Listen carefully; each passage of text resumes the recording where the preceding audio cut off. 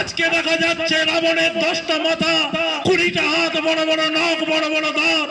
মমতা হলো সেই লেডি রাবণ, যে মামাটি মানুষের কথা বলে গরিবের বেগ ধারণ করে বাংলাকে লুট করে নিয়ে চলে গেছে।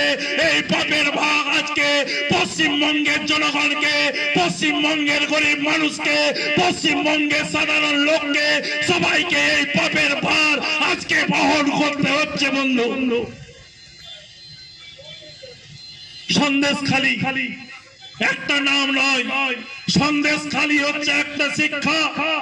সন্দেশখালীতে কি হয়েছিল আমরা জানি। এখন সাকরাতে পিঠা হয়, আমরা জানি পৌষ পরবে পিঠা হয়।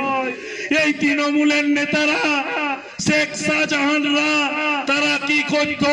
হিন্দু ঘরের ভালো ভালো বউ যারা আছে দেখতে সুন্দর, তাদেরকে বলতো রাত 12টায় পার্টি অফিসে আসো, পিঠা করতে হবে।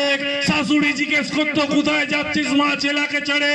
না, তৃণমূলের নেতা বলেছে পিঠা করতে হবে, নাইলে লক্ষ্মী ভান্ডার বন্ধ করে দিবে, কন্যাশ্রী বন্ধ করে দিবে, গায়ে থাকতে দিবে নাই।